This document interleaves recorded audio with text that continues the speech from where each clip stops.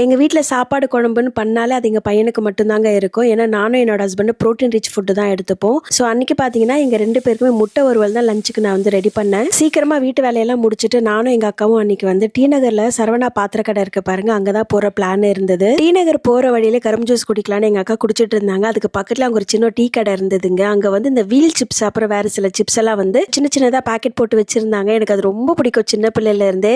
உனக்கு பிடிக்குமா?